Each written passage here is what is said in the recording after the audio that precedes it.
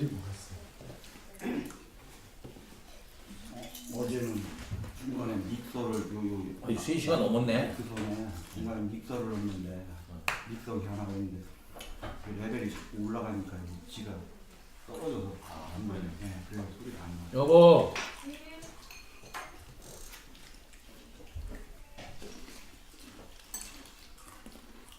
그것도 모르고 그랬어요.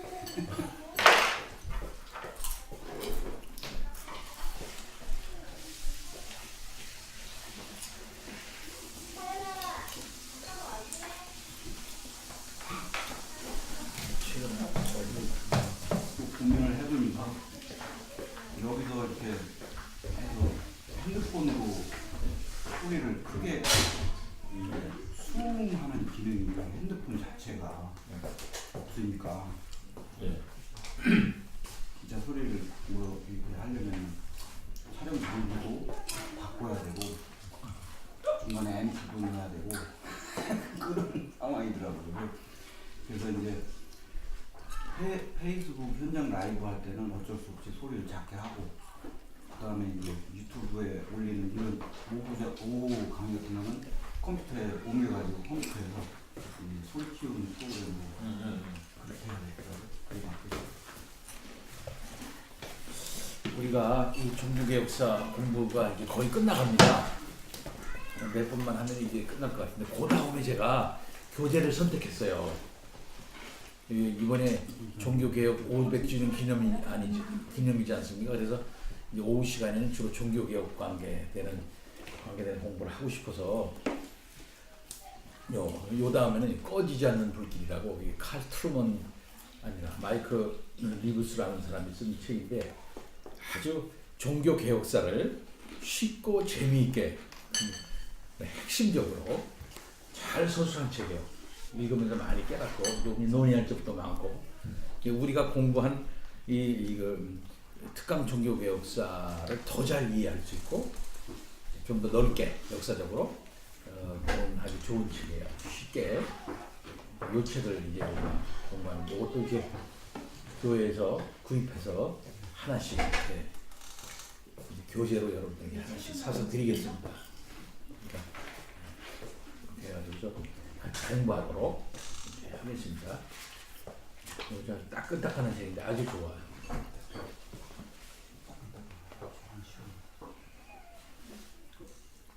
이 책에서 공부하지 못한 여러 역사적 사실들 뭐 이런 것들이 잘 여기 이렇게 서술돼서 쉽게 나와 있어요. 자, 오늘은 제 11화 하겠습니다. 11화 제 11화 페이지 316페이지 뒷부분 넘어가겠어요. 그냥 오늘 집에서 나중에 읽어보시면 되고요. 11화 한두 페이지는 뛰어넘어가겠습니다. 집사님 이거 저게 잘 됩니까? 예. 우리 잠깐 기도하고 시작하도록 하겠습니다. 하나님 아버지 감사합니다. 특강 종교부 역사 계속 공부하려고 합니다. 저희들에게 지혜를 주시고 맑고 청아한 자세로 공부할 수 있도록 주여 인도해 주옵시기를 원합니다. 500년 전 그 시대로 돌아가고 또 거기서 배운 것을 오늘날 현실에 잘 적응할 수 있는 우리들이 되도록 주여 인도해 주옵시기를 원합니다. 여러 가지 우여곡절 속에서 웨스트민스터 신앙고백서가 작성이 됐습니다. 하나님 오늘날에도 우리의 신앙을 지켜나가기가 쉽지 않습니다. 하오나 전통적인 바른 신앙을 굳게 붙잡고 어려운 현실 속에서 헤엄쳐 나갈 수 있는 우리들이 되도록 주여 인도해 주옵시기를 원합니다. 함께하옵소서. 예수 그리스도 이름으로 기도하옵나이다. 아멘. 예, 반갑습니다. 오늘은 우리 공부에 처음 오신 분도 이렇게 계세요. 우리 설 집사님이 조금 소개해 주실까요? 예. 그 같은 동네 같은 아파트 주민이시고요. 아 그러시구만요. 지금 연준 현재 그 동네 모 교회에 순서를 하고 계시고 이제 한 번씩 저희 동영상 이제 올라오는 거 보면 이야기를 드렸던 부분이 있어서 그래서 이제 한번 참석하셔서 공부를 같이 할 거라고 하셔서 그래서 오셨습니다. 예, 잘하셨습니다. 그럼 우리 이렇게 동영상 공개하고 그러는데 한번 보신 일이 있으십니까? 예. 예, 한번 듣고 보시니까 좀 어떤 느낌을 받으셨습니까? 사실 저는 우리 예수님을 안 지가 얼마 안 됩니다. 예, 예. 한 5년 정도 됐는데 아, 예. 우리 설령 집사님하고 조금 영향을 많이 받았습니다. 아, 예, 예. 좋은 책도 많이 받았고 그래서 목사님 이야기를 듣고 예. 나도 한번 들어가야 되겠다. 예, 예, 예. 그래서 왔습니다. 아, 예, 예. 제가 2주일에 한 번밖에는 오지를 못합니다. 예, 그래서 온다고 예, 그래도 예, 그래도 목사님 이야기를 많이 들어서 예. 배울 점이 많다 싶은 생각을 하고 있습니다. 아, 예, 예. 이렇게 관심을 가져주셔서 정말 예, 고맙습니다. 잘 부탁드립니다. 우리는 항상 이제 열려 있는 모임입니다. 언제든지 그저 오시고 싶으면 오시고, 예, 그렇게 하시고 이제 특별히 오후 예배, 오후 집회죠. 오후 예배가 아니라 오후 집회는 특별히 더욱 그렇습니다. 늘 이렇게 자유스러운 마음을 가지시고 오셔서 같이 토론하시고 그렇게 하시면 좋겠고요. 우리가 한번 목사님 제가 또 좀 눈이 좀 안 좋습니다. 예예예 그러시군요. 장애인 수준인데 혹시나 실수가 있더라도 좀 양해 부탁드립니다. 아 예예예 알겠습니다. 우리가 지금 특강 종교교 역사를 공부하고 있습니다. 공부하는데 제가 일방적으로 강의하는 게 아니고 이제 여기서 그냥 이 책을 그냥 습득하는 거예요. 이 책이 워낙 잘 쓴 책이기 때문에 읽기만 해도 그냥 술술술 이렇게 그 이해가 돼요. 그래서 종교교 역사를 웨스트민스터 신앙고백서가 어떤 배경과 어떤 과정을 통해서 작성이 되었나 하는 중심으로 이렇게 쓰여진 책입니다. 이제 그 책을 이제 잘 읽고 습득하는 그런 거예요. 굉장히 입문서 중에 입문서입니다. 이게 사실은 그런 차원에서는 참 우리 공부하기 좋다 이렇게 생각이 돼서 줄줄 읽어가면서 같이 이렇게 얘기할 거 얘기하고 토론할 거 토론하고 그렇게 합니다. 자 오늘은 제 11화입니다. 그동안은 이제 교회 정치 문제 얘기했죠. 그 다음에는 예배 모범 얘기를 했습니다. 웨스트민스터 회의가 제일 먼저 작성된 게 문제가 된 게 교회 정치 문제를 이제 하지 않았습니까? 그 다음에 예배 모범을 이제 작성을 했어요. 이제 정작 중요한 것은 신앙고백서인데 신앙고백서가 나중에 이제 작성이 됩니다. 신앙고백서 폐허 속에 꽃을 피우다. 웨스트민스터 신앙고백서를 따르기로 서약한 수많은 목회자와 직분자들이 있습니다. 수많은 사람들이 이 신앙고백서를 나의 신앙과 삶의 표준으로 삼겠다고 다짐합니다. 하지만 정작 그것이 무엇인지 어떻게 해서 생겨난 것인지는 잘 모릅니다. 오히려 이 신앙고백서를 폄하하는 온갖 소문이 돌아다닙니다. 찰스 1세의 인호를 받지 못했으므로 적법하지 않다. 처음엔 성경 각지도 달지 않고 만들었다가 의회를 통과하지 못해서 나중에 황급히 추구한 것이다. 그만큼 이 신앙고백서는 졸속으로 만들어졌고 그래서 내용도 엉망일 것이다. 신앙고백서는 국가의 입맛에 따라 수정되었다. 성경적인 게 아니라 정치적인 것이며 사람의 생각들로 오염된 것이다. 구식이다. 370년 전의 신앙고백을 지금 우리가 꼭 따라야 할 필요가 있나? 시대착오적이다. 이런 비판입니다. 이런 비판들이 지금도 이제 많이 있죠. 특별히 맨 나중에 보면은 370년 전의 신앙고백을 지금 우리가 꼭 따라야 할 필요가 있나? 시대착오적이다. 이 비판을 제일 많이 해요. 요즘 들어서. 이건 학자들도 많이 그런 얘기를 합니다. 그래서 저도 이런 얘기를 많이 들었어요. 아니 신앙고백은 그 시대의 당시대적인 그런 의미를 가져야 되는 것인데 왜 구식이 한 400년 전 신앙고백을 갖고 오늘날 얘기를 하느냐. 그러니 오늘날은 오늘날의 신앙고백을 하자.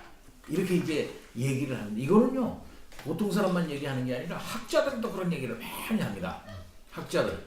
예? 심지어 합신 교수들 중에 어느 누구는 이런 얘기 지금도 하는 사람들이 많이 있어요. 그 고신측 학교, 그다음에 합신, 그다음에 총신, 다 교수들 중에 이런 얘기 하는 사람이 혹간 있어요. 목사님들도 있고요. 그러니까 웨스트민스터 신앙 고백은 그 시대의 신학자들과 그 시대 교인들의 그 시대적인 상황에 따라서 나온 신앙 고백이다.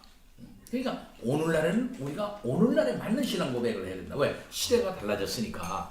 옛날하고 오늘날은 시대가 뭐가 달라졌느냐? 더 복잡해지지 않았느냐? 더 다원화되지 않았느냐? 산업화가 극도로 이루어지지 않았느냐? 국제화되지 않았느냐? 극히 세속적인 사회가 이루어지지 않았느냐? 인간의 관심도 다양하다. 모든 필요도 다양하다. 그러니까 이 성경을 요아이 보고 우리 신앙을 어떻게 해나가야 하는 문제도 많다. 특별히 웨스트민스터 신앙 고백은 오늘날 우리가 당면하고 있는 문제 중에서 취급하고 있지 않는 문제가 많다. 이런 문제에 대해서도 우리가 의견을 모아서 신앙 고백을 해야 되지 않겠느냐. 그러니 370년 전에 있었던 웨스트민스터 신앙 고백은 신앙에 참고만 하고 그 다음에 그걸 기반으로 해서 오늘날 새로 해야 된다. 이렇게 얘기하는 사람 많습니다. 네, 여기에 대한 대답을 우리가 갖고 있어야 하는 것이겠죠. 예. 과연 이러한 비판이 합당할까요? 신앙고백서, 신조, 경계선, 바운다리, 42개 신조, 39개 진조, 구조 분석, 교회론 이런 것이 이제 키워드가 되겠습니다. 자, 넘어갑니다. 네, 들어가기 전에 신앙고백서 기초 상식. 당신이 성경을 사랑한다면 제가 조금 읽겠습니다. 교회는 성경적 복음을 주님 다시 오실 날까지 지켜나갈 사명이 있습니다. 하지만 이것이 말처럼 쉽지 않습니다. 그래서 하나님의 말씀을 순수하게 보존하고, 이거 중요하죠? 하나님의 말씀을 순수하게 보존하고 전승하기 위해 교리가 더욱 소중합니다. 우리가 믿는 바 성경의 참뜻은 이러이러한 것이다 라는 내용을 말로만 전할 것이 아니라 글로도 명백하게 적어두는 일이 필요해진 겁니다. 그런 대표적인 작업이 바로 우리가 예배 시간마다 고백하는 사도신경입니다. 교회는 이런 식으로 성경을 오해하는 사람들에게 진리가 무엇인지 분명히 정리해 줄 책임이 있습니다. 교회는 이 문제를 어느 유능한 특정 개인에게 맡기는 것이 아니라 항상 모여서 의논했습니다. 이것이 바로 교회의 회의입니다. 공회의라고 그러죠. 공회. 교회가 진실로 다 함께 고백하는 진리가 무엇인지를 모여서 확인하고 신앙 고백이라는 형태의 문서로 남겨서 후대에 전해주었습니다. 우리는 그런 문서들을 토대로 신앙생활을 안전하게 할 수 있습니다. 우리는 성경을 사랑합니다. 그래서 우리는 성경을 보존하고 지키려 했던 신앙 선배들도 사랑해야 합니다. 그들이 성경에서 추출하여 우리에게 남겨준 교리 역시 중요하게 여기고 사랑해야 합니다. 이것이 바로 성경을 사랑하는 길이고 하나님을 사랑하는 방식입니다. 성경을 사랑하고 올바로 해석하려는 많은 신앙인들의 노력이 신앙 고백서라는 형태의 문서로 결실을 맺었습니다. 하나님의 말씀이 왜곡되지 않도록 분명한 표현으로 적어두려는 노력. 이것은 2000년 교회 역사 속에서 쭉 이어져 온 감동의 스토리입니다. 예, 성경이 말하고 있는 바가 무엇인가 하는 사실을 조직적으로 주제별로 잘 표현해가지고 교리화해 놓은 일이 참으로 중요하다. 이것은 하나님의 말씀을 순수하게 보존하기 위해서 그렇게 한 일이다. 아주 중요한 교회의 작업이겠죠. 자, 업그레이드 신앙 고백서 원집사님 읽어주세요. 지금까지 만들어진 신앙 고백서의 종류는 꽤 많습니다. 동일한 신앙을 고백하더라도 사람마다 생각이 다르고 표현 방식이 다르기 때문입니다. 물론 서로 다른 신앙 고백서를 사용한다고 해서 무조건 서로 다른 하나님을 믿는다는 뜻은 아닙니다. 우리는 다양한 신앙 고백서들을 공부하면서 교회가 공통적으로 고백해온 신앙을 더욱 풍성하게 배울 수 있습니다. 그런데 개 중에는 잘못된 신앙 고백도 존재합니다. 성경과 전혀 다르게 하나님을 설명하거나 심각한 오해를 불러일으키는 표현이 사용되었다면 그런 신앙 고백서를 교회에서 사용할 수는 없을 겁니다. 그래서 교회는 잘못된 신앙 고백을 거부하고 올바른 신앙 고백을 공인하는 방식으로 정통 교리를 지켜왔습니다. 초대교회 때부터 벌써 이런 일이 있었습니다. 예를 들어 우리가 잘 아는 사도신경은 교회의 소중한 신앙 고백입니다. 가장 오래되었기도 하지만 가장 보편적이라는 점에서 그렇습니다. 기독교라고 부를 수 있는 세상 모든 교회가 공통적으로 인정하는 신앙 고백입니다. 사도신경을 올바로 고백하는 교회는 넓은 의미에서 모두 우리의 형제입니다.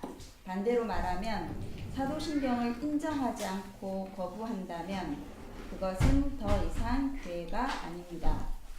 오늘날 수많은 교회가 분열되어 있지만 사도신경의 고백 안에서 하나의 교회, 한 몸이라는 것을 잊어서는 안 됩니다. 이렇게 교리, 특별히 신경, 고백서라고 하는 것은 우리의 신앙이 하나다라고 하는 사실을 확인하는 기초가 되어질 수 있습니다. 특별히 사도신경이 그렇죠.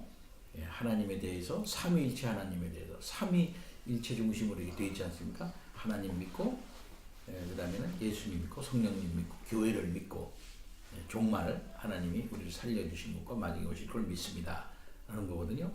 이건 우리 신앙의 가장 기본적인 것을 이렇게 묶은 거예요. 여기서 이제 틀려나가면 이것은 우리 신앙이 아니다 라고 이렇게 말할 수 있죠. 어쩌면 사도적 신앙, 사도적 복음을 잘 표현하는 것이다 이렇게 말할 수가 있습니다. 이 사도신경은 어느 날 갑자기 된 게 아니에요. 초대교회에서부터 시작이 돼서 조금씩 완성되어서 한 6, 7세기 정도까지 완성이 됩니다. 이게 그렇게 가지고서 이제 그 사도신경이 완벽하게 이제 이제 나가서 온 교회가 그 안에서 이제 같은 마음으로 고백할 수 있게 될 때 같은 신앙을 갖고 있구나, 같은 형제로구나 하는 사실을 확인할 수가 있는 것이죠. 그러나 여전히 문제가 있습니다. 계속적으로. 사도신경만으로 충분할까요?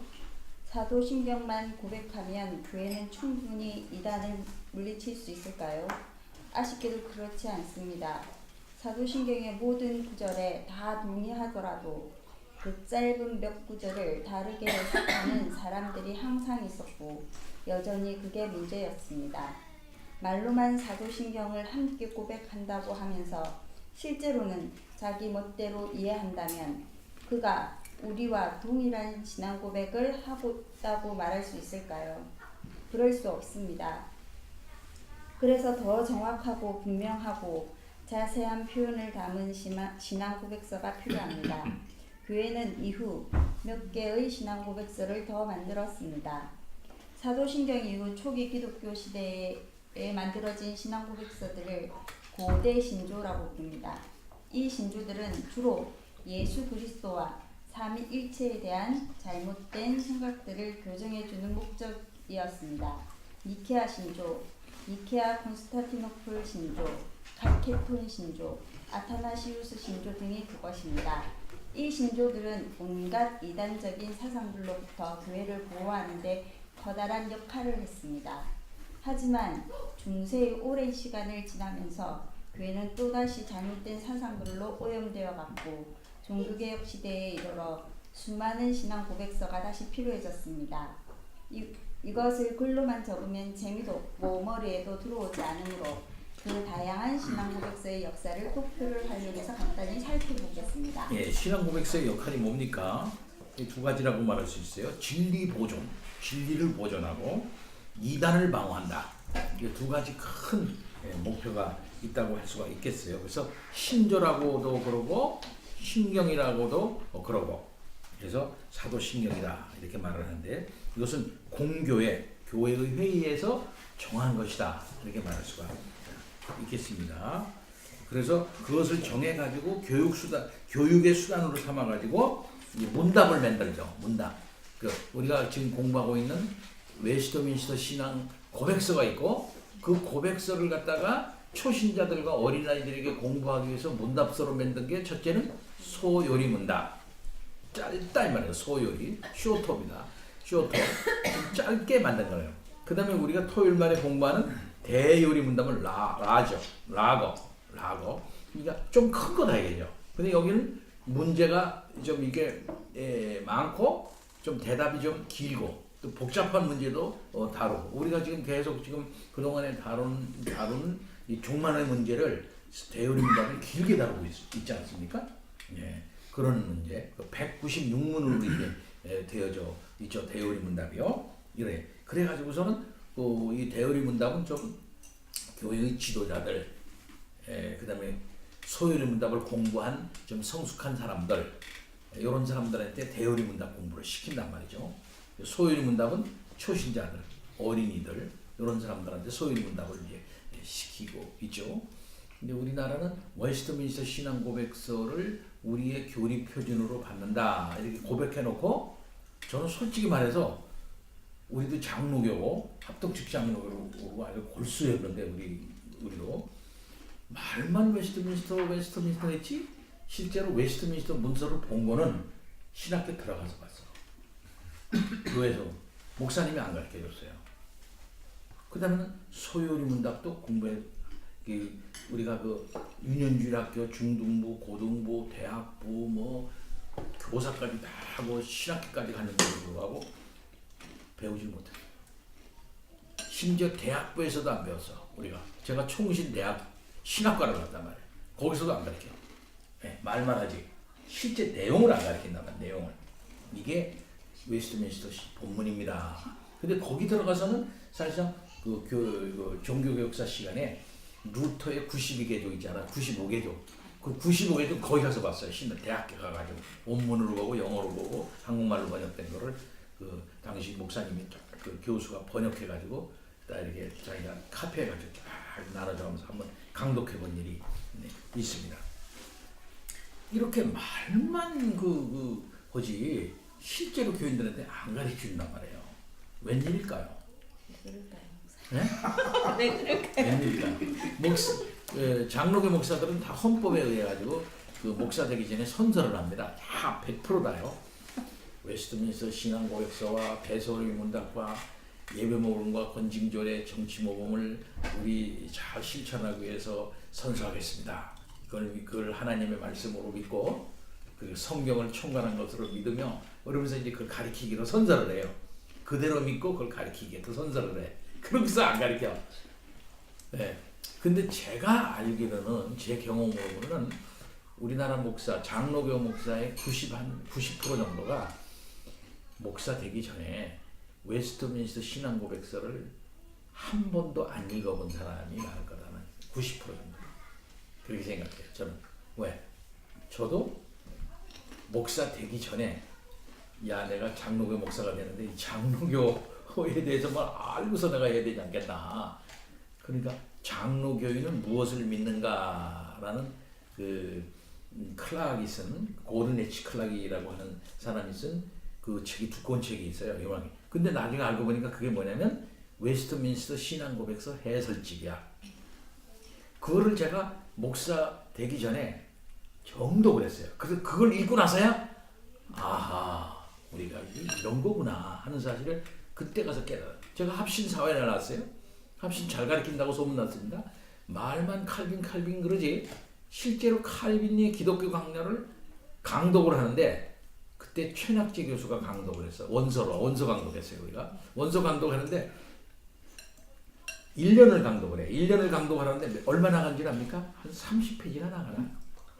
30페이지 이상 못 나가. 나가지 못해. 이거 나오니 이건 뭐다 가지고 30페이지를 못 나가. 원서 강독하는데. 그 다음에 로마서를 그분한테 배웠습니다. 로마서를 배웠는데 몇 장 나갔을게? 1장을 못 나가. 로마서 1장. 1년에 1장. 1년에 1장이 못 나가요. 그렇게 아주 그냥 원어로 해가지고 이걸 분석하고 하면서 또 공연하면 또 설명하고 또 무슨 또 설교적인 언급도 해야 되고 이 말도 해도 저 말도 그래도 안 나가지. 이게 나가지 못해.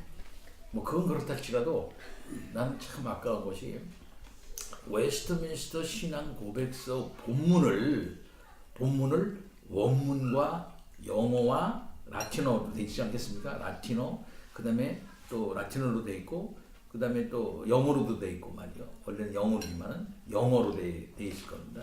영어, 그 다음에는 또 그걸 우리나라 말로 번역한 거 이런 식으로 해가지고서는 또 이렇게 좀 이 신학생들에게 이게 크로스 체크하면서 그걸 이게 번역이 잘 됐냐 안 됐냐, 이 원문 뜻이 뭐다, 뭐 이런 거 하면서 이게 가르쳐 주면서 이렇게 해는 공부를 했어야 되잖아요. 안 해. 이상해 안 하더라고. 그건 목사 되고 나서 한 거야 우리는. 목사 되고 나서. 그러니까 나도 그런데 우리도 한참 뭐 개혁한다 그러면서 하여튼 나 같은 사람도 그런데 일반에 있는 웬만한 신학교나 웬만한 목사님이 뭐 알겠어요? 그렇지? 몰라요. 난 그렇게 하는 거야. 무식해서 못 가르치는 거야. 무식해. 이런 말하면 참 여기 나가기 때문에 참 미안한 말이지만 실제로 그래요. 실제로 그래요. 이게 심각한 문제죠 이게. 가르치려도 가르칠 수 있는 실력이 없는 거야 이게. 그러니까 교인들이 방황하는 거죠. 이 굉장한 신앙 고백서 이렇다면 이걸 가르쳐가지고 교인들이 움직이지 못하게 아까 진리를 보존하고 진리가 이거구나. 진리를 알고 진리를 알아야 보존할 거 아니야. 예? 진리를 알아야. 그러니까 혼난 소리가 무슨 일이 있으면은 이단에 접촉하지 말아야 돼. 왜 그래? 목사님이 그러라고 그러잖아. 목사님 그러면 안 돼. 목사님. 그 목사 말이 옳은지 아닌지 판단해야 될 거 아니야.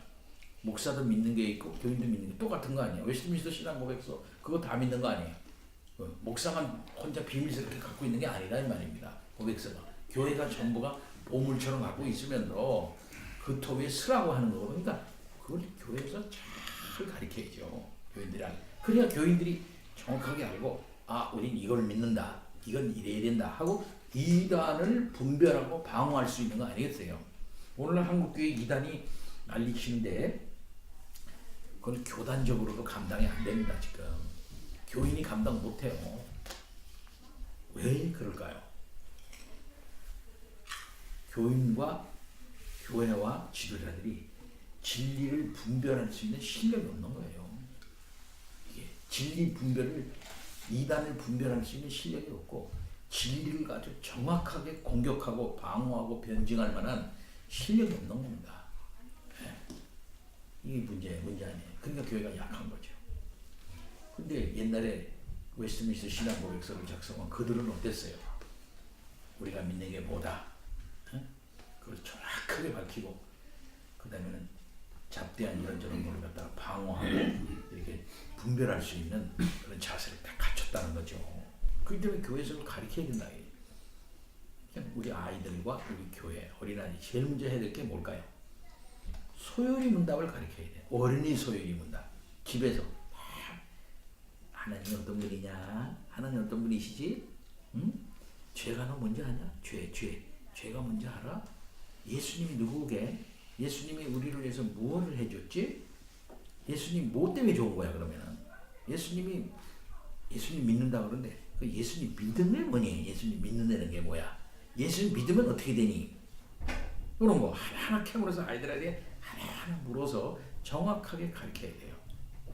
그래야 어릴 때부터 단단히 서서 정통신앙을 바르게 우리들이 가져갈 수가 있다. 것입니다. 자, 넘어갑니다. 자, 한눈에 살피는 신앙 고백서의 역사 조금 볼까요? 이 그림은 교회사 전체적인 가장 중요 신앙 고백서의 역사를 도표로 나타낸 것입니다. 여기 볼까요? 초기 신조입니다. 초기 신조에 사도신경 있죠. 쭉 한 500년 전에 이게 된 거로 봅니다. 그 다음에 니케아 신조가 있고 칼세돈 신조가 있고요. 그 시대에 그 다음에 그때는 박해의 시대였어요. 제국교회, 교회사 초기의 대표적인 신앙 고백서들입니다. 로마 제국의 박해가 한창이던 시절에는 신앙 고백서가 나오기 어렵습니다. 공회로 모이기 어렵기 때문에 공교회의 고백이 나올 수 없는 시기입니다. 그래서 처음엔 사도신경도 명문화되지 않다가 3세기 말에 가서야 비로소 문서 형태로 발견됩니다. 그 뒤로 로마 제국의 국교가 되고 이젠 오히려 국가가 주도적으로 총회를 열고 그 자리에 황제도 참석하게 됩니다. 이런 시기에 사도신경보다 조금 더 자세한 니케아 신조와 칼세돈 신조가 등장했으며 이후 더 자세한 아다나시우스 신조가 교회 안에서 권위를 갖게 되었습니다. 교회의 역사는 이처럼 신앙 고백서가 업데이트 되어 온 역사입니다. 자, 그래서 교회사는 신앙 고백서의 역사라고도 말할 수 있겠습니다. 자, 중세로 놓아 중세신조. 중세는 500년 이후 종교개혁이 있어지게 된 1500년도 사이에 1000년을 중세라고 그러죠. 중세 보세요. 중세 시대에는 신앙 고백서가 뜸합니다. 왜 그럴까요? 굉장히 많은 시간이 흘러가지만 이렇다 할 신앙 고백서가 없습니다. 그만큼 교회가 심각하게 타락했고 타락한 교회를 고치고자 하는 마음도 연약했던 겁니다. 잘못된 것을 고치려는 의지와 실력이 부족했다는 의미입니다. 그래서 중세가 암흑기 됩니다. 이제 드디어 서서히 여명이 밝아오면서 종교개혁 시대가 오게 됩니다. 종교개혁 신조 보면 루터파 신조, 개혁파 신조 두 개로 나눠질 수 있겠어요. 루터파 신조는 먼저 말할 수 있는 게 아우구스부르그 신조 있어요. 이건 루터파 신조의 대표적인 겁니다. 그 다음에 일치 신조가 있어요. 자, 그 다음에 개혁파 신조 중에는 기독교 강요, 벨기에 신앙고백, 스코틀랜드 신앙고백, 똘트, 그 다음에 제2 스위스 신앙고백, 웨스트민스터 신앙고백, 뭐 이런 걸 볼 수가 있겠죠. 근데 여기 하이델베르그는 좀 안 나오네요. 하이델베르그가 제일 먼저 이제 이제 웨스트민스터 신앙고백보다 훨씬 더 이제 전에 이제 나왔는데 자, 그다음에는 종교개혁 시대. 종교개혁 시대에 오면 급격하게 신앙고백서의 종류가 늘어나는 것을 볼 수 있습니다. 수백 개의 신앙고백서가 이미 마치 유행처럼 작성됩니다. 수백 개예요. 전체 교회사에서 보더라도 굉장히 특수한 시기입니다. 하나님께서 특별한 은혜를 이 시기에 반짝 부어주신 덕분이 아니겠나 싶습니다. 16, 17세기 종교개혁 신앙고백서는 크게 루터파 신앙고백서와 개혁파, 깔뱅파 신앙고백서로 나눌 수 있습니다. 그 중에서도 개혁파 신앙고백서는 종류도 많고 분량도 상당합니다. 굉장히 많이 신앙고백서가 이제 작성이 됩니다. 자, 그럼 넘어가 보세요. 종교개혁 시대의 주요 신앙고백서들.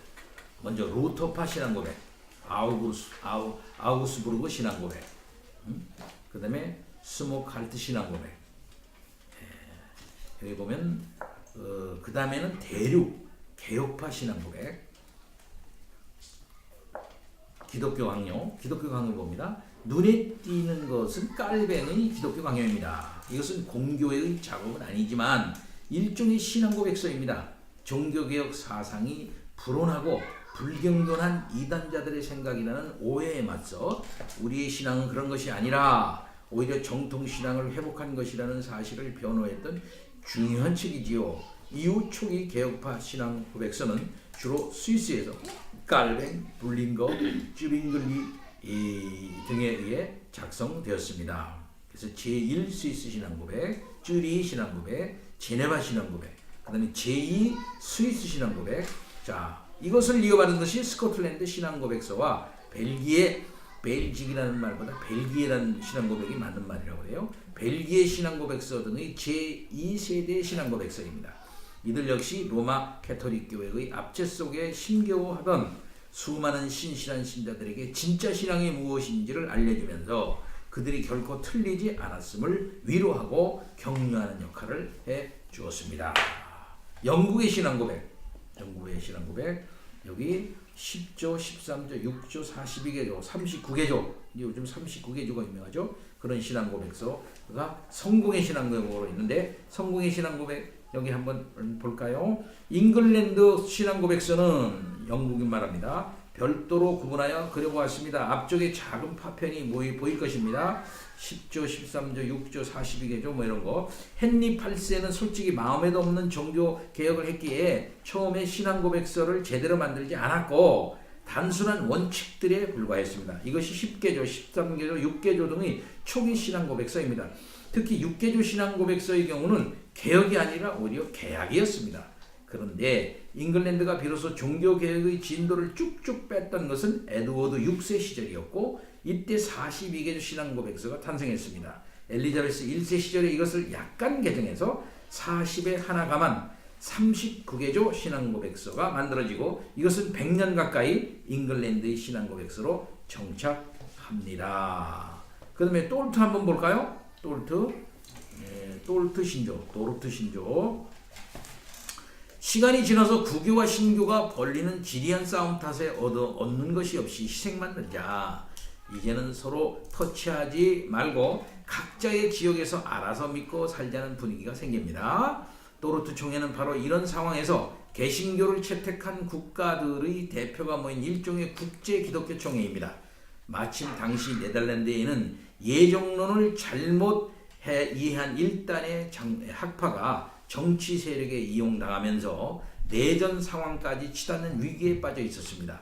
각 국가의 대표들은 이 문제를 오래 숙고한 끝에 잘못된 사상을 배격하고 올바른 교리가 무엇인지를 확립합니다. 그리고 그 결과물을 5조항의 신앙고백서 형태로 발표합니다. 이것이 바로 도르트 신조 신앙고백서입니다. 이 도르트에서 뭐가 정제된다고요? 알미니우스가 이제 정제가 되는 거예요, 여기서. 그래서 네덜란드에서는 알미니우스를 따르는 알미니안들이 다 정제가 돼서 교수, 목사 이런 사람들이 학교, 대학에서 그 다음에 목사직에서 다 쫓겨납니다. 정제가 돼가지고요. 네, 이 사람들이 네덜란드에서요.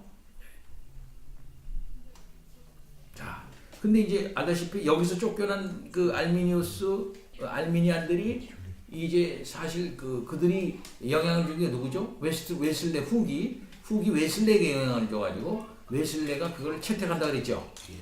후기에 해가지고서 알미니안과 똑같은 건 아니지만 약간 자기가 가지고 있는 그것과 믹스해가지고서는 이제 일종의 감리교 신학이 형성돼요.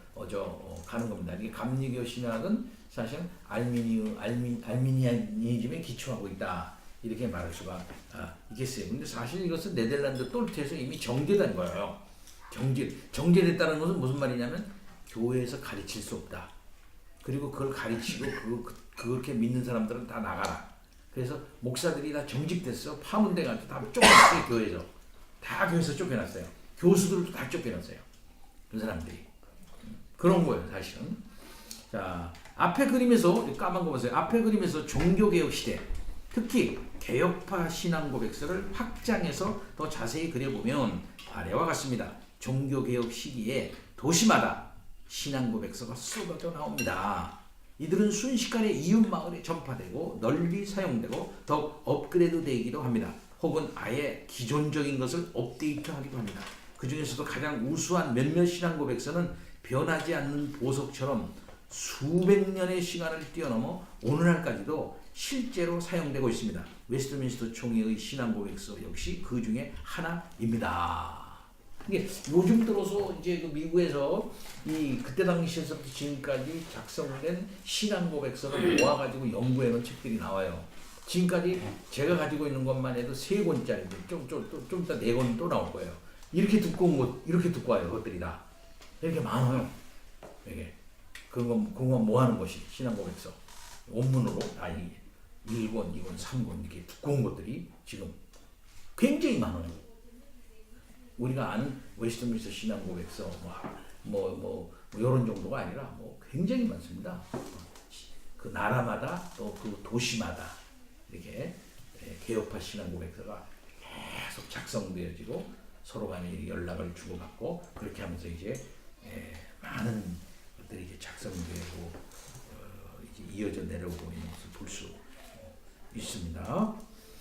자, 그러면은 거기 여기 밑에 글을 읽고 저 넘어갑니다. 한꺼번에 너무 많은 정보가 들어와 머리가 아프시지요? 걱정 마세요. 자세한 것을 지금 다 알 필요는 없습니다. 다만 신앙 고백서가 이처럼 더 정교한 교리를 위에 차근차근 업그레이드 되어 왔다는 사실을 이해하고 넘어가면 됩니다. 지금 알아야 할 것은 두 가지입니다.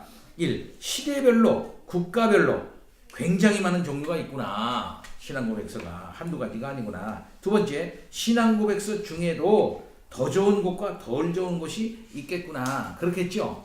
그래서 좋은 것은 살아남고 안 좋은 것은 좀 도태되고 이제 그렇게 했겠죠. 자, 맨 밑에 부분 우리 이 집사님 좀 읽어주세요. 거기 잉글랜드 부분.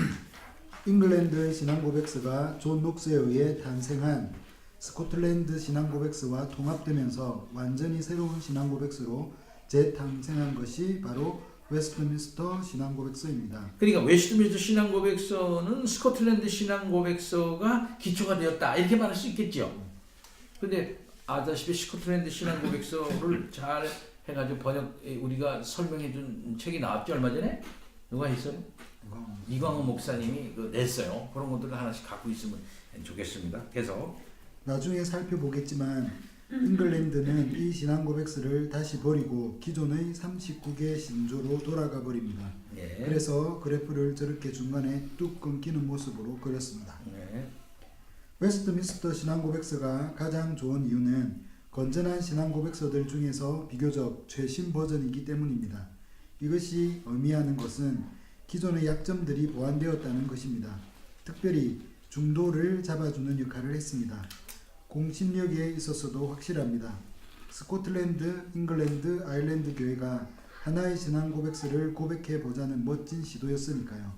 더구나 단순한 신앙 고백서의 개정 작업이 아니라 새롭게 제작된 교회 정치와 예배 모범까지도 반영된 종합적이고 실제적인 신앙 고백서의 형태였으니 그야말로 종교개혁 전 시대의 정신을 집대성한 최고의 엑기스라고 할 수 있겠습니다. 어떤 사람이 이렇게 말합니다. 그 웨스트민스터 신앙 고백에 입각해가지고 우리가 믿고 또 교회 정치도 해야 되고 또 그렇게 또 살아야 한다 이렇게 얘기를 하면은 고리타분하다 그러는 거예요. 외골수다 이게 외골수다. 근데 웨스트민스터 신앙 고백서의 정신이 그게 아니지요. 원래부터가 웨스트민스터 신앙 고백서의 정신을 무엇이냐면 스코틀랜드의 그 장로교 신학자들이 잉글랜드에 내려와가지고 잉글랜드 사람들을 설득해가지고 잉글랜드의 모든 여론 정치 그 다음에는 그들이 믿는 거 이런 것들을 잘 이해해가지고 잘 서로 합의한 거예요. 그래서 웨스트민스터 신앙 고백서를 작성한 사람들을 보면 장로파, 성공회는 적극 신학적으로 적극 참여하지는 않았지만 성공회, 그 다음에 독립파, 또 세퍼라티드, 그 다음에 세퍼라티드 저기다가 조금 좀 회중파들 여러 가지 이 사람들이 그야말로 하나로 잘 이렇게 합의하고 이렇게 약간 조금씩 또 양보도 하고 교회 정치면에서 그런 면도 있어요. 예배 모임도 조금씩 양보해요. 원래 스코틀랜드 교회 교인들을 했던 것처럼 그렇게만 한 것도 아니고 조금씩 양보한 면도 있단 말이에요. 그래서 아까 maybe와 must 논쟁 우리가 공부했잖아요. must로 해야 되는데 maybe로 한 것까지 있단 말이죠. 그런 것까지 다 해가지고 한 합의해가지고 전 교회가 하나로 되게 하기 위해서 한 그런 거란 말이죠. 그러니까 외골수가 아니야 이거는. 외골수가 이렇게 한 게 아니라고요. 근데 오늘날 웨스트민스터 신앙 고백서를 가리키고 공부하고 그대로 하자 그러면은 외골수. 그럼 뭘로 할 거야? 할 게 뭐 있어? 그러면 사정에 따라서 해야 되고 인간의 생각에 따라서 해야 되고 그때 그 형편에 따라서 해야 될 수밖에 없는 거 아니에요? 그러니까 교회가 흔들리는 거지. 기준이 없는 거지 뭐. 그러게 되는 거야. 예배 모금도 마찬가지고 교회 정치도 마찬가지고 자기 멋대로 하는 거야. 목사 멋대로 교회 전통 교회 관행 멋대로 심지어 그게 안 통하면은 그 교회에 힘 있는 장로와 몇몇 사람들이 하자는 대로 이렇게 마음대로 하는 거야. 교리와 성경과 교리 전통에 의해 가지고 건전한 전통이죠. 그에 의해 교회가 지도되는 게 아니라 목사 마음대로 지도된다. 목사 마음대로. 어떤 목사 마음대로. 그 어떤 목사는 고용된 목사가 있어요. 또 어떤 데는 장로한테 꼼짝 못해. 하라 그러면 해야 돼. 월급 바지 목사야. 바지 사장이 있는 것처럼 그렇게 그런 데다. 또 어떤 때는 또 장로가 핫바지야. 목사 마음대로 해. 장로를 주물럭거려가지고. 그러면 그게 아닌데 우리가 이제까지 교회 정치 공부한 그게 아니지 않습니까? 장로와 목사가 하나가 딱 돼가지고 하나님께서 주신 성경 말씀과 교리와 교회의 건전한 정통에 따라서 서로 합의해가지고서 좋게 주의 뜻을 협력해 나가면서 나가야 할 것인데 그게 안 된단 말이에요. 그러니까 어느 교회는 목사교회, 목사가 주인교회, 어느 교회는 장로가 주인교회. 심지어 전에도 내가 그런 말 했죠? 어느 교회 우리 전에 있던 부목사로 있던 교회에 목사님이 갈리게 됐어요. 나도 나중에 이제 다 이제 오고 난다는 얘기 들은 얘기입니다. 교단 정치하는 사람이 딱 와가지고 이렇게 물었어요. 장로님, 권사님, 또 교회 몇몇 안수집사님 이렇게 다 앉혀놓고서 얘기를 한 거야. 이런 목사를 어떤 목사를 모셔야 하는지 우리가 의논해 봅시다. 이렇게 얘기를 하고 물었어. 뭐라고 질문했냐면 솔직히 얘기합시다. 이 교회는 누가 주인입니까? 예수님이 주인이긴 주인이죠. 근데 실제로 누가 이 교회를 힘이 셉니까? 딱 나서 우리 권사지요 뭐. 권사들이 그러더라는 거예요. 그렇게 권사가 턱 치면서 나 권사가 힘이 셉니다. 이런 식으로 이제 솔직하게 얘기하니까 그렇게 나오더라는 거예요. 그런 교회가 한둘이에요. 네. 그래서 오늘날 늘 얘기하지만 직분론의 개혁이 중요하다 그러죠. 직분. 교황처럼 된 새끼교황이라자 새끼교황처럼 돼서 교회를 타고 눌러서 교회를 독재하는 이런 어떤 1인 독재 체제를 형성한 교회. 장로교 아니라 그렇게 얘기해. 이게 장로교 아니라. 또 어떨 때는 어떤 장로 중에서 어떤 힘 있는 장로가 돈 많이 내고 뭐 교회 자기가 졌다 그래가지고 자기가 모든 것을 다 털어지고 앉아가지고서는 하는 이런 그런 장로. 여러분 이런 식으로 해가지고 교회가 뭐 신앙의 문제가 되고 있는 건 아니겠습니까? 그런 문제들을 이제 다 이제 하면서 웨스턴 신앙 고백서는 뚜렷한 예수 그리스도 중심적 통치를 이뤄가면서 바른 정신과 태도를 가지고 바른 정치하고 그다음에 바르게 예배를 드리고 그다음에 바른 신앙 고백을 통해 가지고 교회가 하나가 되어야 된다는 것을 얘기한 면에서 볼 때 오늘날에도 굉장히 이 전통을 잘 따라서 나가야 한다는 것이죠. 한마디로 해서 지금은 자기 멋대로 하는 거야. 자기 멋대로 생긴 대로 해. 목사로 자기 멋대로 목회하고 멋대로 그냥 이게 심각한 문제예요. 늘 제가 얘기하지만 한국 교회는 저도 목사입니다. 제일 큰 죄가 목사한테 있죠. 목사가 올곧게 바르게 배워가지고 그대로 실천하지 못하는 거예요. 두 번째는 이제 현실에 야합하는 거. 현실에 야합하는 거예요. 배운 대로 그대로 해야 되는데 그렇지는 못하고 자기 확신도 없는데다가 또 현실은 또 어렵고 그러니까 그냥 교회의 평신도들의 요구에 그저 따라 나가는 거죠. 좋은 게 좋은 거 아니겠나. 복이 좋은 게 아니라 복 받으라 하는 소리나 딜이 하면은 좋아하니까 계속 이제 그런 식으로 나가다 보니까 교회가 그저 뭐 주님의 교회이기보다는 그런 몇몇 사람들의 교회로 떨어지고 마는 그런 일들이 있죠. 그러니까 교인들은 교리에 대해서 무식하고 교회의 정치가 어떻게 돼야 되는가에 대해서는 무식하고 그런가 보다. 많은 평신도는 거의 구경꾼이 돼버리고 말았어요.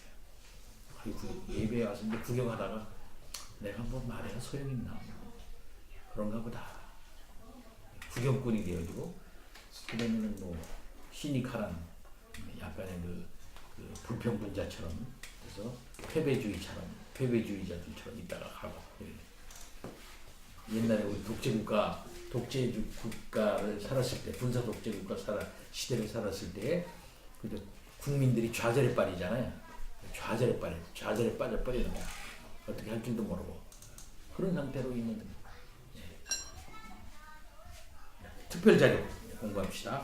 과거 잉글랜드 신조들이 있어요. 누가 더 훌륭할까? 42개 신조와 39개 신조 비교 대조표. 이학무 이사님 좀 더 읽어주세요. 참된 그리스도인이자 잉글랜드 국왕이신 에드워드 6세 전하께. 칼뱅의 이사야서 주석 서문은 에드워드 6세 헌정사로 시작합니다. 그만큼 핍박에 시달리던 초기 종교개혁자들에게 에드워드 6세의 존재는 큰 힘이었습니다. 그 전에도 해리 8세가 종교개혁의 물꼬를 텄지만 당시 작성된 신조들은 종교개혁의 풍성한 내용을 담고 있지 못했습니다. 그러나 에드워드 6세에 와서는 왕이 너무 어렸기에 토마스 크랜머가 국왕의 눈치를 보지 않고 소신껏 일할 수 있었습니다. 그러나 그는 어떻게 개혁을 하면 좋을지는 잘 몰랐습니다. 그래서 그는 아주 탁월한 방법을 선택합니다. 모르면 배우자. 당시 유럽 대륙 최고의 학자 피터 마터 버미글리, 마틴 부서와 같은 사람들을 초빙하는 겁니다. 그리고 케임브리지와 옥스포드 대학을 이들에게 맡겨서 대학 교육과 교회 개혁의 정권을 맡깁니다. 이들의 노력 덕분에 잉글랜드는 처음으로 제대로 된 종교개혁을 맛봅니다. 이 시기에 중요한 작업은 42개 신조의 작성입니다. 이 고백서는 기존 헨리 8세 시절과는 비교가 안 될 정도로 발전된 것이었는데, 예를 들면 연옥 교리를 완전히 깨버립니다. 이게 왜 중요하냐면 기존 로마 가톨릭의 재정과 무게 질서를 지탱하던 끈이 바로 공로 사상과 연옥 교리였기 때문입니다. 중세교회는 이런 사상을 바탕으로 고해성사 시스템과 면죄부 판매 프로그램을 돌려서 돈을 긁어 모았던 것인데 42개 신조는 이것을 정면으로 거부한 겁니다. 덕분에 더 이상 자금줄을 확보할 수 없었던 기존 세력은 굳이 무력으로 억누르지 않아도 저절로 목말라 사그라듭니다. 이런 개혁이 모두 에드워드 6세 때 이루어졌던 겁니다.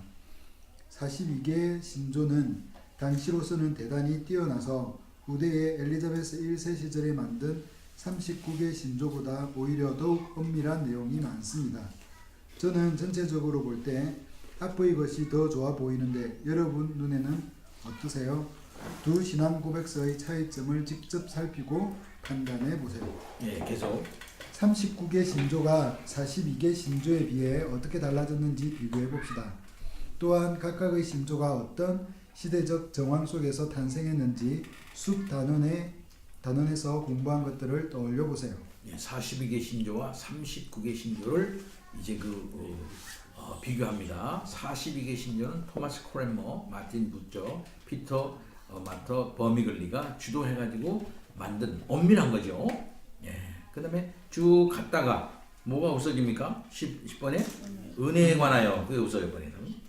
그 다음에 10번, 16번 성령 모독죄도 없어져 버려요. 예. 그 다음에 니케아 신경, 아다나시우스 신경, 사고 신경의 중요성을 확증을 이제 합니다. 그렇게는 해요. 그래서 전통을 이어가다요. 근데 이제 39개 신조에 뭐가 늘어납니다. 12번에 뭐가 하나 껴요. 뭐가 낍니까? 선행에 관하여 이게 들어가. 그러니까 조금 엄밀하진 않아요. 그 다음에 그 뒤로 넘어갑니다. 42개 신조 보면은 없어진 게 모든 인류는 도덕법을 지켜야 할 의무가 있다. 39개조의 7분항 조항에 포함되면서 생략돼 버려요. 이게 그죠? 좀 더. 그 다음에는 총회의 권위에 대하여는 두 신조 모두 총회는 제후의 명령이나 의지 없이는 소집될 수 없음을 명시한다. 국가와 교회 간 관계에서 유럽 대륙보다 덜 개혁된 것을 확인할 수 있다. 요거는 뭐예요? 총회의 소집을 제후의 명령에 의해서 하게 된다 하는 그거는 뭘 말합니까? 약간 에라투스트주의를 조금 받아들인 거죠. 그죠? 네? 총회의 이 모임을 소집을 누구한테 그 소집권을 두는 거예요? 제후한테 두는 거야. 그죠? 왕이 소집하는 거, 왕이나 뭐 이런 사람의 소집권을 두는 거예요. 예, 회의 저기를. 옛날에 그래 잉글랜드에서 그랬을 때 제임스 1세가 모인다든지 이렇게 누가 이렇게 왕 그 회의를 소집을 했지 않습니까? 그렇죠? 근데 그 뭡니까 저 위에 있었던 그 앤드류 멜빈의 그 두왕국 이론에 의학 같으면은 할 수 없다 이렇게 얘기하냐, 그렇죠? 회의, 교회의 회의를 왜 국가가 소집을 해? 우리가 모여가지고 우리가 회의, 총회 소집의 권한을 국가가 할 수 없다. 그러니까 여기 39개 조에서는 42개 조나 저기에는 그런 걸 두고 있다고 하는 점에서는 조금 그렇게 개혁파 저기에서 이건 성공의 신조라는 것에 대해서 생각해야 돼요. 성공의 신조가 이렇다 이 말이죠. 그다음에 사람들이 이해하지 못하는 말로 교회 안에서 공적인 기도를 드리거나 성사를 집전하는 것을 금한다. 사람들은 회중 안에서 사람들이 이해할 수 있는 말을 해야 한다. 이건 좀 좋죠? 응? 이러면은 그러니까 공교회에 모였을 때에 공적 기도를 드렸을 때 뭘 하지 말라는 얘기입니까? 방언으로 하지 말라. 예? 공교회 공적 집회를 모였는데 백영술 집사님이 우리를 위해서 예배 인도하고 저 기도 인도에 대표 기도라는 말은 잘 안 쓴다 그랬어요. 우리 기도 인도해 주시겠습니다. 이렇게 말하면 백영술 집사가 딱 나서 한다는 말이 샬라 이건 아랍 말인지 무슨 말인지 무슨 뭐 그런 말로 막 하면 다른 사람들이 깜짝 놀라요. 이렇게 할 거 아니야. 무슨 말인지 아멘 할 수가 없잖아. 무슨 말인지 모르니까. 그러니까 하지 말란 얘기예요. 알아듣게 하라지. 알아듣게. 그 다음에 42개 그 다음에 또 뭐일까? 사람들이 이해하지 못하는 말로 교회 안에서 공적 기도를 드리거나 성사를 집례하는 것이 없다고 하니까 그게 뭡니까? 사람들은 라틴어 말 모를 거 아니야, 그지? 일반 사람들은 라틴어 모를 거 아니에요. 공부한 사람이나 신부님들이나 이런 사람들 아는데 옛날에 종교개혁 시대에는 신부들도 깡통이 많아가지고 라틴어 모르는 사람 많았다 그랬지. 라틴어를 몰라, 뭐 읽을 줄을 몰라, 라틴어를 읽을 줄 몰라. 그 자기도 스크립 라틴어를 못 읽는 양반이 어떻게 성경을 가르치겠어요? 그러니까 다 미신에 빠졌다 그랬죠? 그 마찬가지로 우리나라도 60년대까지는 말이야. 60년대까지는 미사를 카톨릭에서 라틴어로 이렇게 했어요. 라틴어로. 응? 라틴어로 해가지고 진행했다 보니까 우리 그 신부님은 라틴어로 해야지. 우리가 다른 경지에 있어. 뭐 이런 식으로 느낄 수밖에 없죠. 어떻게 여기 아멘 하겠냐 이게. 기계적으로 그냥 아멘 하는 거죠.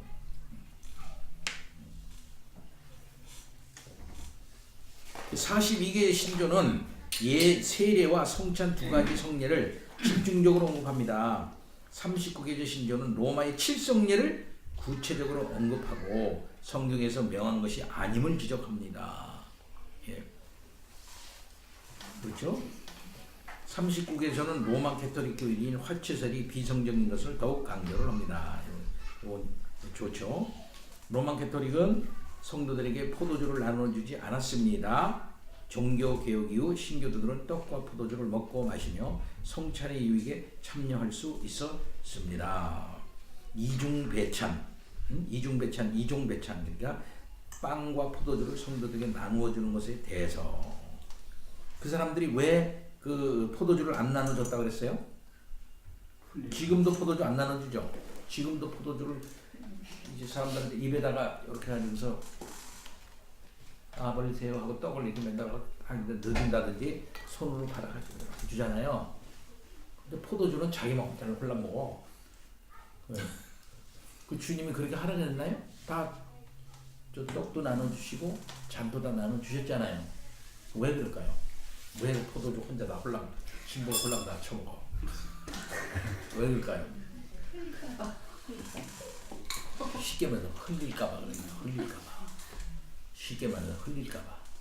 그렇기 때문에 우리처럼 하는 것처럼 떡도 이게 부스러기가 아니라 그냥 이게 아주 얇고 동그랗게 돼가지고 부스러기 안 나는 거 그걸 갖다 주죠. 부스러기가 딱 빨리 떨어지면 큰일 나는 거 아니야. 이것은 주님의 몸입니다. 주님의 몸인데 이렇게 이것은 주님의 몸입니다.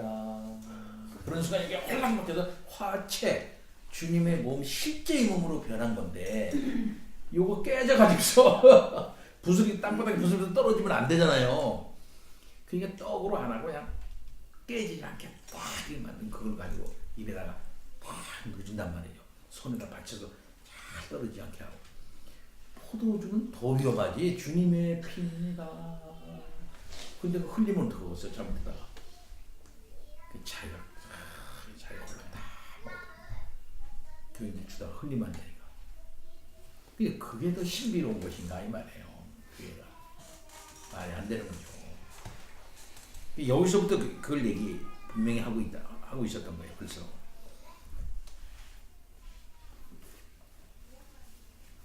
이종배창. 근데 또 제가 어떤 글을 보니까 캐톨릭에서도 어떤 수도원에서는 이종배창을 하는 데가 꼭 이렇게 있더라고요. 어떤 수도원에서 수도원 전통에 따라서 거기는 빵과 포도주를 다 주고 그 수도원에서는 다 그런 데도 있긴 있죠. 그러나 일반적으로는 다 그렇게 하고 있지 않죠. 집사님 이쪽으로 다루고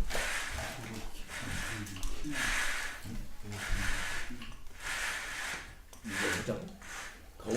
아니 더우면 덥지는 않지. 그러면 다르지. 42개조 넘어갑시다. 30개조 뭐 틀린 게 뭐 있나? 그 다음 페이지가 329페이지요. 이 조항 때문에 하나님의 말씀은 누구에게도 독신의 상태를 명하지 않는다. 이 조항 때문에 결혼했던 성직자들이 메리 여왕 시대에 핍박을 받아야 했습니다. 예, 그렇죠. 그래서 성공의 신부들은 결혼합니다. 그죠? 네. 성공의 신부들은 우리나라의 성공의 신부 대주교, 성공의 대주교 중에 김성수 대주교라고 있잖아요. 김성수 대주교. 응? 그 부인은 영국 사람이야. 영국 여자가 결혼했어요. 영국 분입니다. 그 부인은. 예. 그다음에 교회의 전통들, 교회의 모든 전통과 예배 의식이 어디서나 완전히 똑같을 필요가 없습니다. 39개 신조에서는 개별 교회나 국교회가 교회 예식을 변경할 수 있다고 추가로 언급합니다. 훗날 찰스 1세와 윌리엄 로드 주교의 공동기도서는 이 신조들이 말하는 바를 역행하고 맙니다.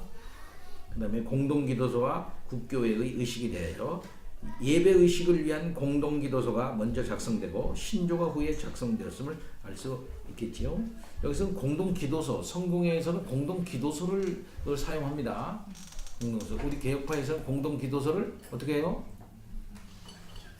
예배 모범인 것으로 대체하면서 그걸 파기했죠. 예.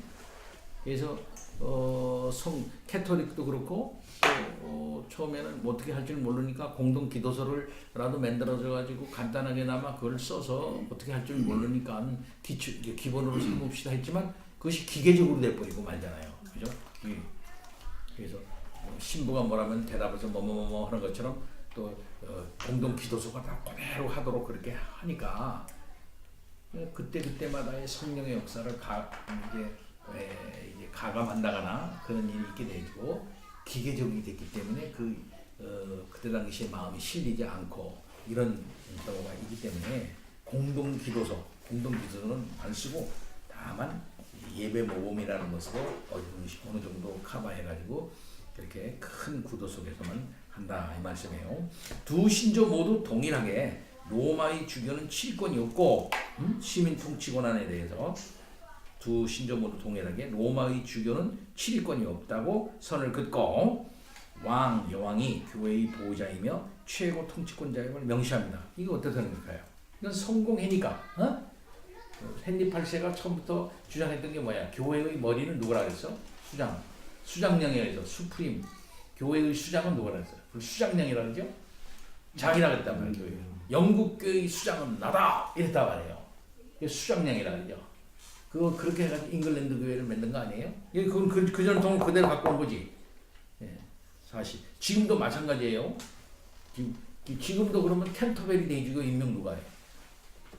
실제적으로 누가 유명할까요? 영국의 캔터베리 대주교. 캔터베리 대주교는 성공의 잉글랜드 교회의 최고의 그 주교를 캔터베리 대주교라고 그랬죠.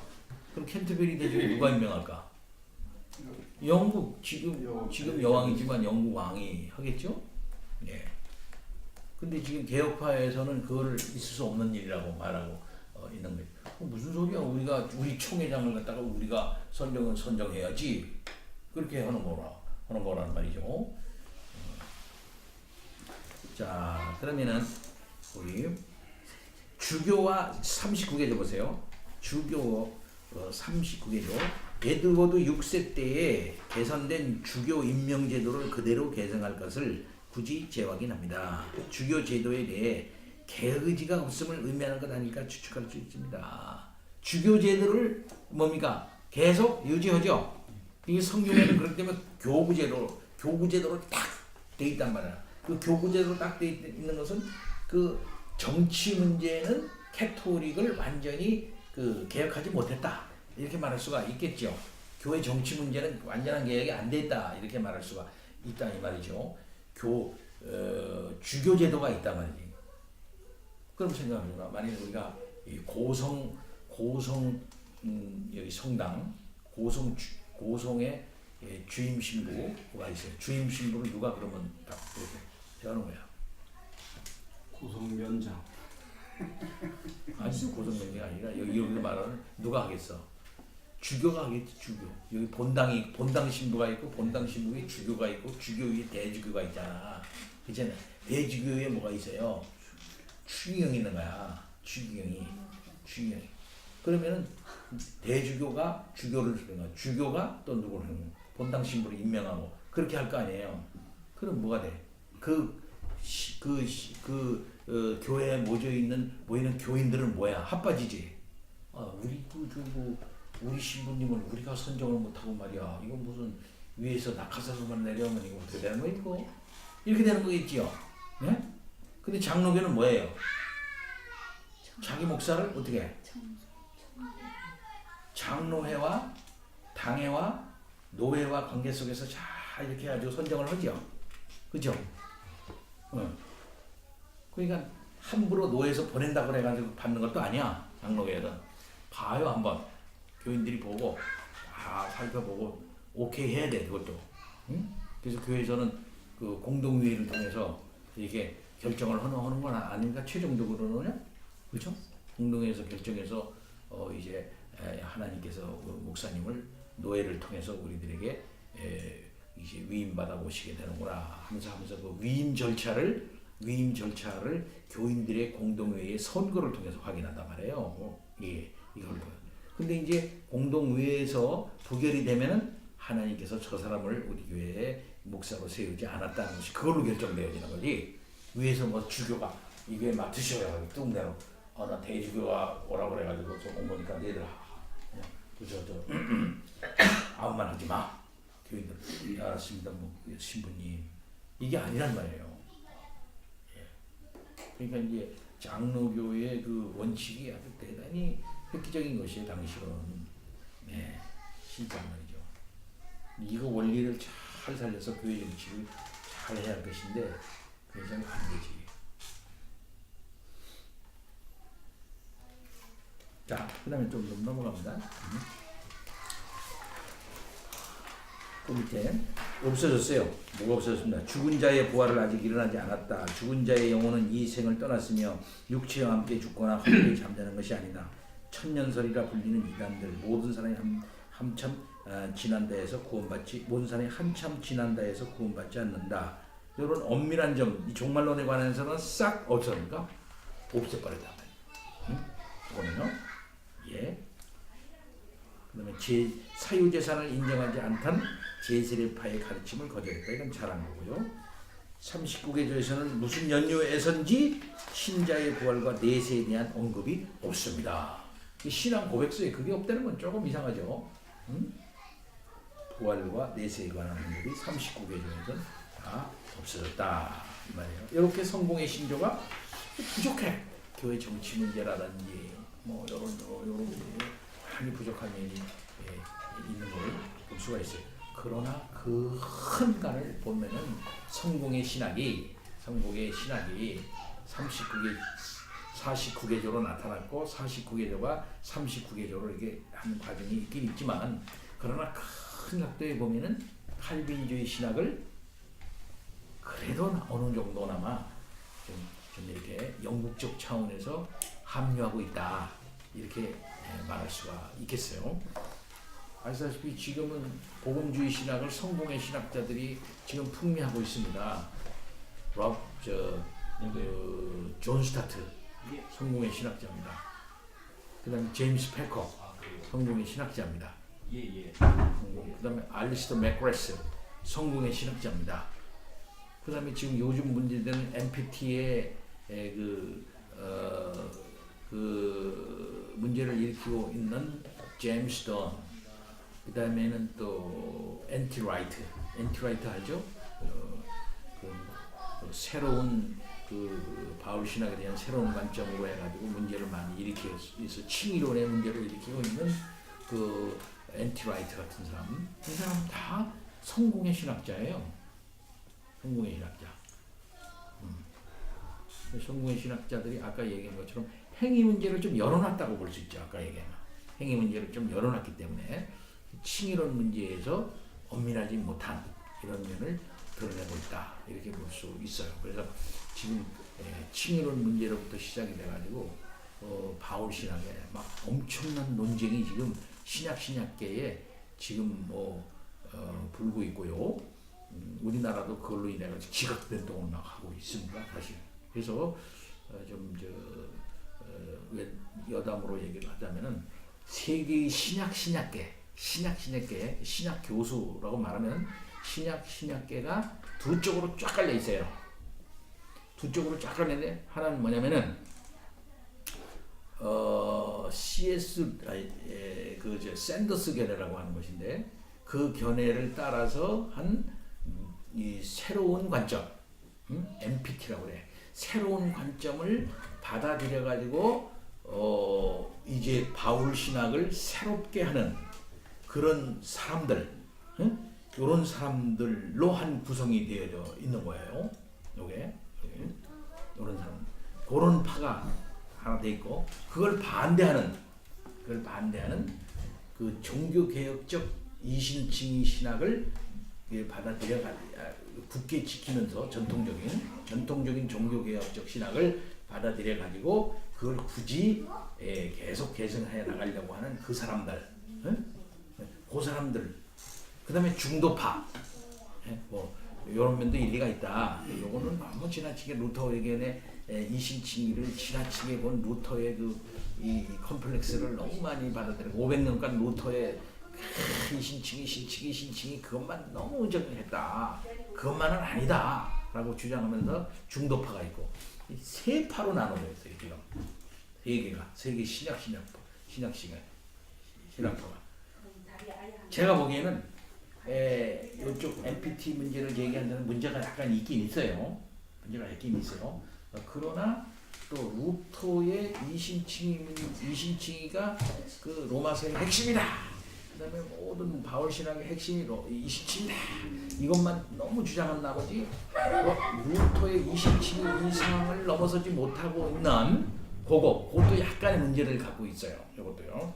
그렇기 때문에 저걸 잘 살펴가지고서 이제 봐야 합니다. 이거에 지금 신약시기가 그냥 지금 논쟁이 뜨거워요. 그래서 각 신학교마다 여기에 관계된 논문들을 계속 내고 있어요. 지금 다 우리 합신도 아주 최근에 한 달도 안 돼. 최근에 한 550페이지 정도 되는 그런 책으로 이 문제에 대해서 교수들이 응답한 책이 최근에 나왔어요. 최근에 고신 측에서는 그 교수들이 거기에 대한 응답이 이게 제가 알기로는 이렇게 많이 내고 있지 않은 것 같은 느낌이 있으나 연구를 많이 하고 있고요. 박영돈 교수라고 알죠? 박영돈 교수가 책 조그만 거 하나 그렇게 저기는 아니지만 그 조그맣게 하나를 이제 낸 일이 있습니다. 미국에서는 웨스트민스터 신학회 교수들이 한참 전에 그 문제를 위해서 책이 여러 번 벌써 나온 바가 있어요. 그래서 지금 세계 신학계가 막 그냥 그걸로 역동치고 있습니다. 지금 그 문제로 인해 가지고. 그러니까 핵심은 뭐냐면은 이 1세기 유대교의 유대교가 1세기 유대교의 문제가 1세기 유대교의 구원론이 행위 구원론이 아니다. 행위 구원론이 아니고 율법적 신율주의, 언약적 신율주의다. 이렇게 주장하고 있는 거예요. 그러니까는 그런 각도에서 볼 때 이전에 바울 신학을 다시 써야 된다 이거지. 바울 신학. 로마서도 마찬가지, 로마서에 대한 해석도 마찬가지고 그렇다는 거죠. 그러니까 바울이 바라봤던 또 신학에서 바라본 유대인들의 문제가 행위로 구원받으려고 한 사람들이 아니다 이 말이야. 아니다. 행위 구원론이 유대교의 구원론이 아니다 이 말이야.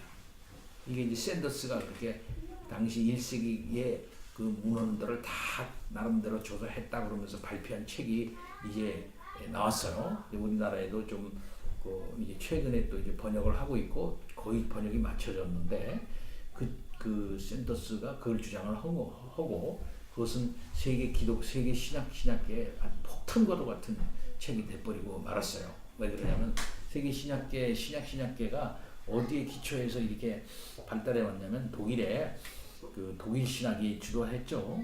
독일 신학은 이신칭의 신학이에요.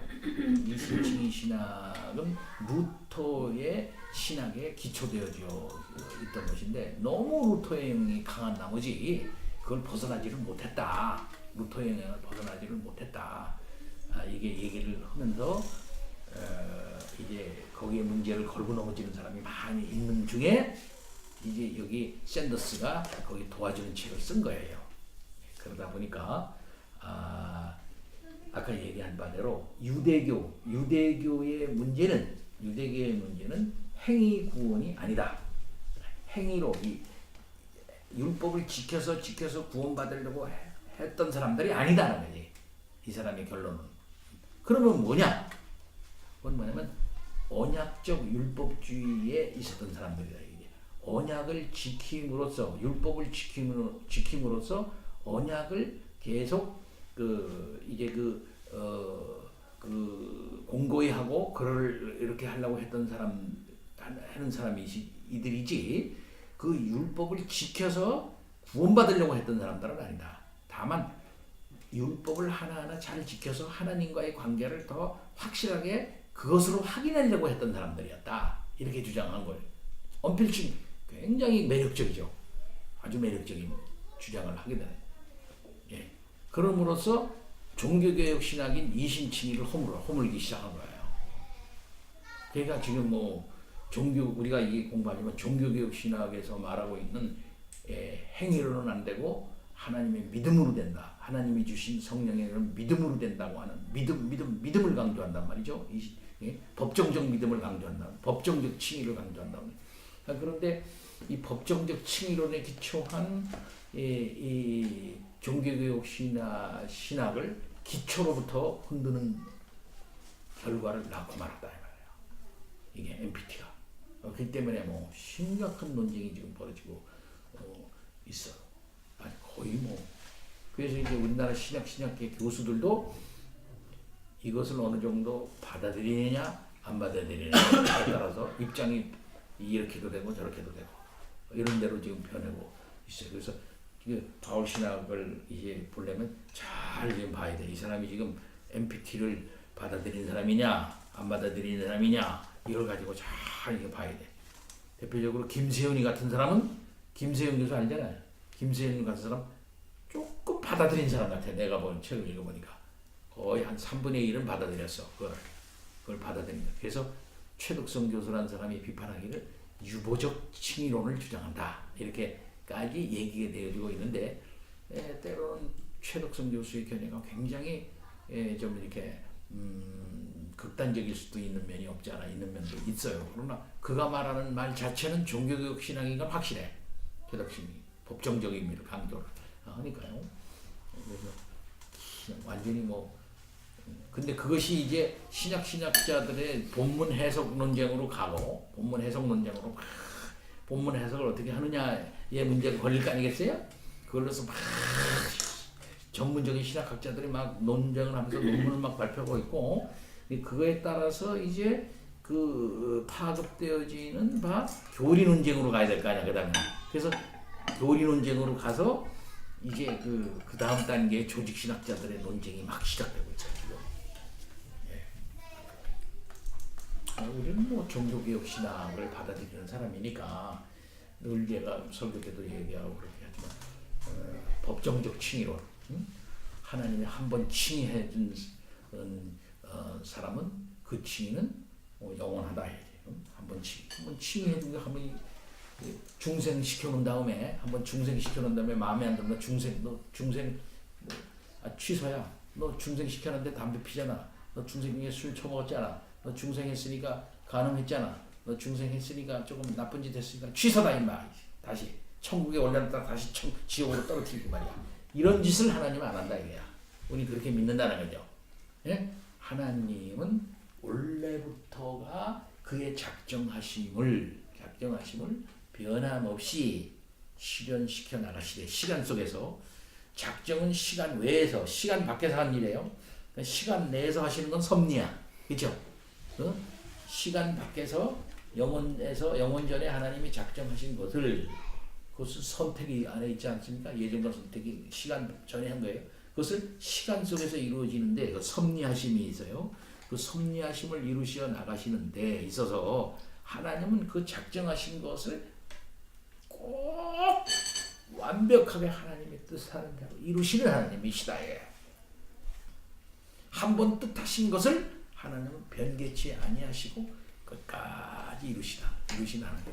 합력하여 결국은 그 신 하나님의 선을 이루시는 데까지 하나님은 일하시는 하나님이시다. 따라서 우리의 구원 문제에 있어서도 하나님의 우리를 택하셔서 구원하시기로 뜻하셨다면은 포기하지 아니하시고 끝까지 그 일을 이루시는데 심지어 우리의 이런저런 죄악에도 불구하고 그렇게 하신다요 하나님께서. 그래서 우리가 요한복음 우리가 공부하지만 하나님이 주신 양을 나는 하나도 빠뜨리지 않고 하나도 빠뜨리지 않고 빼앗기지 않는다 그랬죠. 빼앗기지 않고 빼앗기지 않으리라 하고 주님께서 말씀하셨지 않았어요? 그런 역사를 하신다. 종교적 신학의 핵심이 거기에 있어요. 하나님이 나를 의롭다 하셨는데 하나님이 의롭다 하셨는데 하나님의 법정에서 나는 하나님에 의해서 꽝꽝꽝 의롭다 하심을 받았다 이거야. 나 자신 스스로는 의롭진 않아. 오로지 예수 그리스도의 피의 공로로 그렇게 됐다 하는 거죠. 제가 세간점학교의 주장을 자세히는 모르는데요. 네. 제가 그 전까지 이해하고 있던 게 그 알미니안주의나 그 위에 펠라기우스주의나 그런 부분하고 좀 공통된 관점으로 봐도 됩니까? 어떤 인간 어느 정도는 깔려 있다고 봐요. 행위에 대한 부분에 대한 깔려 있다고 봐요. 그러면은 조직 신학적으로 보면 그런 것일 수밖에 없는 거니까. 알다시피 이미 5세기 전에 어거스틴에 의해서 완전 은혜로 되어진다. 전적인 은혜로 하는 것이 펠라기우스와의 논쟁을 통해서 밝혀졌지 않습니까? 구원의 전적 은혜성이 밝혀졌거든요. 그리고 나서 5세기 이후에 5세기 이후에 기독의 그 천주교의 구원론이 잘못돼가지고서는 신협력설적으로 흘렀단 말이에요. 신협력설적으로. 그러나 다시 종교개혁에 일어난 그 신협력설을 파괴하고 다시 전적인 은혜성을 붙잡았단 말이에요. 즉 한마디 말해서 어거스틴을 재해석해가지고 확실하게 붙잡은 게 칼빈 신학이란 말이에요. 그것이 루터 신학이란 말이죠. 그렇단 말이죠. 그런데 항상 이제 저기는 어디서 오느냐 할 것 같으면은 이런 전적 은혜성을 침해하는 방법으로 인간의 그 저희가 오는 거거든요. 그러니까 완전 펠라기안은 아니지만 하프 펠라기안이잖아. 우리 여기서 공부한 하프 펠라기안, 세미 펠라기안 쪽으로 가는 거예요.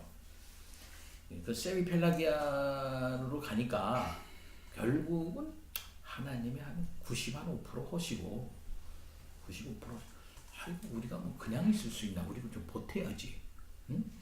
그럼 그게 되는 거죠. 그러니까 그 저수지론으로 늘 제가 이거 얘기를 하는데 저수지에 물이 가득 찼다 이거야.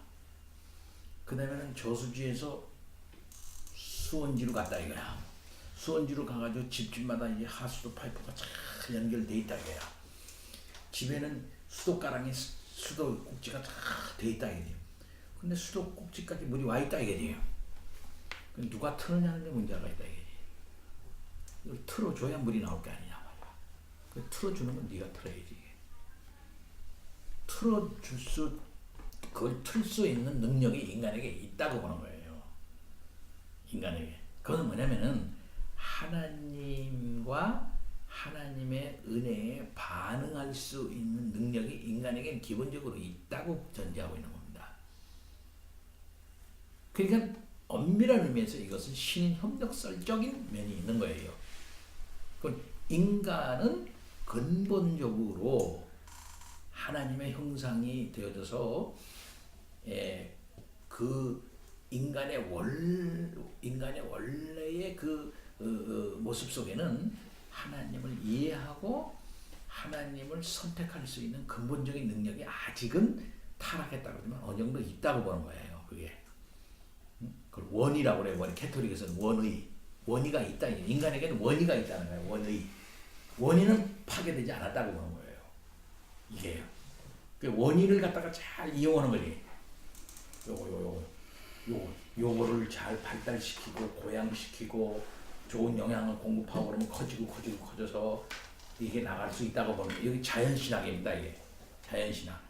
전적인 은혜로가 아니라 하나님이 주신 일반 은총적 차원에서도 이게 가능하다고 보는 거예요. 이게 자연신학이 가능해. 이게 토마스 아퀴나스의 견해야. 똑같이 이 하프 펠라기안에서는 그런 면이 있다고 보는 거예요. 그러니까 우리 칼빈주의에서는 그마저도 없다고 보는 거야. 우리는 하나님의 은혜에 대해서 반응할 수 있는 실력이 인간에게 근본적으로 없다. 이게 파괴됐다고 보는 거예요. 그 때문에 전적으로 성령의 역사에서 중생해가지고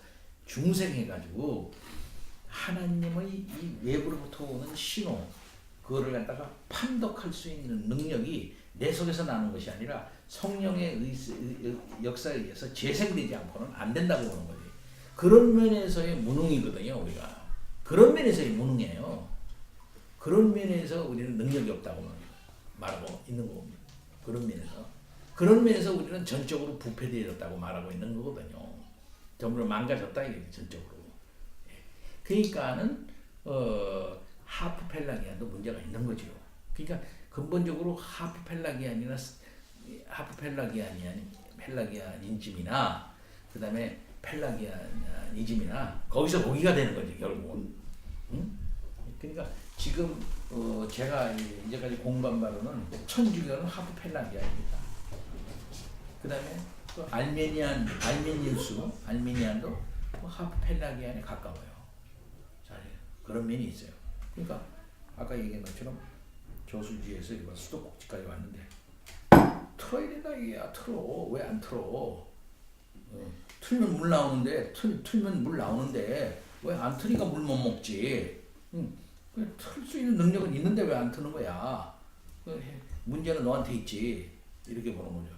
그러니까